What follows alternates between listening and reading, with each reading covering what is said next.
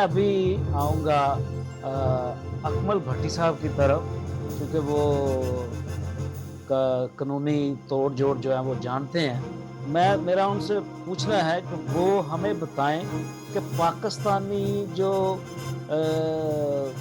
Act है, जो कानून है, उसमें ह्यूमन राइट्स की और इस्लामिक राइट्स जो हैं उनकी कैसे आप किसको अहमियत, या कानून में क्या इसकी हैसियत है? जी, थैंक यू वेरी मच। सबसे पहले तो मैं आपके सवाल का जवाब देने से पहले ये वाजे करना चाहता हूँ कि ये रिलीजन का मसला नहीं है। ये तो कुछ जनाकार हरामकारी की गर्ज से बच्चियों को अगवा करते हैं।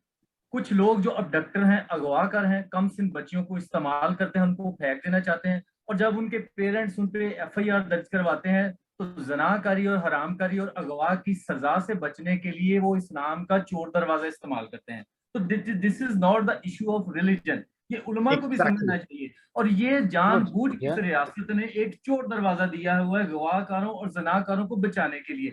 हमने कभी आर्टिकल 20 जो कहता है कि हर शख्स को कॉन्स्टिट्यूशन ऑफ पाकिस्तान मजहब इख्तियार करने का हक है, हमने कभी यूसुफ योहन्ना की जब उसने कन्वर्ट हुआ था हमने कोई शोर नहीं किया था। और बहुत सारी जो हमारी एमएनए या मसीह इधर कन्वर्ट हुई है गुजरांवाले की, हमने कोई शोर नहीं किया। हम सिर्फ एग्जैक्टली। माइनर बच्चों को शोर करते हैं। और अगर मैं ये यकीन से कह सकता हूँ, दावे से कह सकता हूँ कि अगर हमारे उन बच्चियों के अगवा और जना होने के पीछे एफआईआर ना दर्ज हो तो ये शादी करने की और ये इनको जरूरत ही ना, अगवा करो जनाकारों को इस्लाम कबूल करने की जरूरत ही ना पड़े। इसलिए एग्जैक्टली। हमें इनको ये समझने की जरूरत है, ये हमारा नैरेटिव। अब हमारे मतलब प्राइम आपका मतलब है कि गवर्नमेंट जो है उसको मिसयूज किया जा रहा है और उसको पता नहीं है।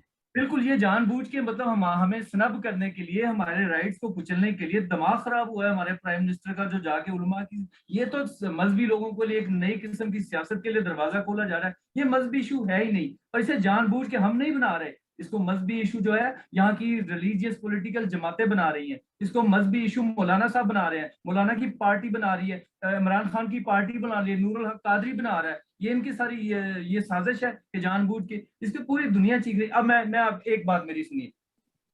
जो कॉन्स्टिट्यूशन 1973 का 11 आर्टिकल 11, कम उम्र बच्चा जबरी मुशक्कत नहीं कर सकता। आर्टिकल 62 63, हम कौमी असेंबली के मेंबर नहीं बन सकते, सेनेट के मेंबर नहीं बन सकते, कम उम्र बच्चा।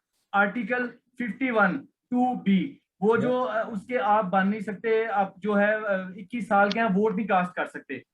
जो कॉन्ट्रैक्ट एक्ट है 1972 दफा 11, वो कम उम्र बच्चा मुआहदा नहीं कर सकता। चाइल्ड मैरिज रिस्ट्रेंट एक्ट, उसके मुताबिक वो शादी नहीं कर सकता। आप नादरा का कानून उठा के देख लें, नादरा नेशनल डेटा बेस ये रजिस्ट्रेशन राइट, मैं अथॉरिटी, भी पूछने सेक्शन लगा था। 9, उसका शनाख्ती कार्ड नहीं बन सकता। जब ये सारा कुछ इस रियासत में हो रहा है कि कम उम्र बच्चे को ये सारा कुछ लाओ नहीं, तो हम फिर क्यों उनको इजाजत देते हैं कि वो सिर्फ अपना मजहब तब्दील करे? क्या वहां पे रियासत को भंग पी के बैठी हुई है? उनको नहीं समझ या आती कि ये रिस्ट्रिक्शन कॉन्स्टिट्यूशन में लेके बाकी तमाम कवानीन में रियासत ने डाले हुए हैं, हमने नहीं डाले। अगर रियासत ये समझती है बच्चे इनकम्पिटेंट है, बच्चों की मेच्योरिटी नहीं है, तो फिर रियासत को शर्म आनी चाहिए ये कहते हुए। मैं ये सरासर समझता हूँ रियासत साजिश कर रही है, अगवाकार और जनाकारों को सिर्फ मौका दे रही है कि वो हमारी बच्चियों का रेप करें, उनको अगवा करें। ये रिलीजन का इशू नहीं है। ये उलमा से भी हम कहना चाहते हैं कि इसको मजहब का मसला मत बनाए। ये इंसानी हकूक का मसला है, ये कम से कम बच्चियों का मसला है। मतलब मैं यहाँ ये मुझे नजर आ रहा है कि चूंकि पाकिस्तान का नाम जो है वो इस्लामी जमहूरिया पाकिस्तान है, और हमें ये कहीं भी ना ये जमहूरी नजर आ रहा है ना ये इस्लामी नजर आ रहा है। अगर इस्लामी है तो इस्लामी कवानीन अप्लाई करे, और अगर जमहूरी है तो फिर जमहूरी तकाजों को पूरा किया जाए। जी इसके बिल्कुल। आप क्या कहते हैं कि ये? आप ऑस्ट्रेलिया में बैठ के जो जमहूरियत की डेफिनेशन यहाँ पे नहीं चलती। यहाँ पे जमहूरियत पकड़ाई जाती है कि ये लो जमहूरियत, ये मैंने तुम्हें दे दी है, ये जमहूरियत है, इसको मानो।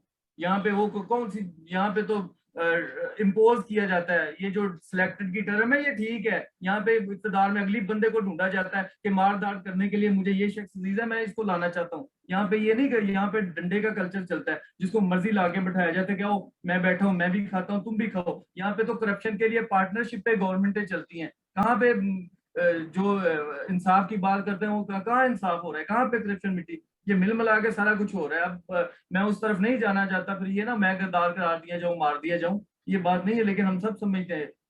ये क्या हो रहा है इस मुल्क में? ये दिखावे के, ये सिर्फ लॉलीपॉप दिखाया जाता है जमहूरियत का। ये लॉलीपॉप है, कॉरिडोर खोल के सिखों को तो बता दिया जाए कि पाकिस्तान में माइनॉरिटी आजाद हैं, ठीक है ना। ये स्ट्रेटेजिकल वेपन नहीं है क्या जो हमारी सिख कम्युनिटी को प्रमोट किया जाता है ये किसी इशू पे जाके? तो ये हम तो समझते हैं कि ये ऐसा रियासत, देखिए आर्टिकल 25 इक्वालिटी ऑफ सिटीजन, अगर हम वाकई मुल्क के इक्वल सिटीजन हैं तो फिर ये नहीं होना चाहिए subject to law, public and order and morality. ये कहाँ के दुनिया में कहीं भी जहाँ पे इक्वालिटी की होती है यहाँ पे नहीं लिखा जाता subject to public order, law and morality. अब जो आर्टिकल 20 है, फ्रीडम टू प्रोफेस रिलीजन, वहां भी है subject to law, public order and morality. अब ये इनकी इंटरप्रिटेशन कौन करेगा?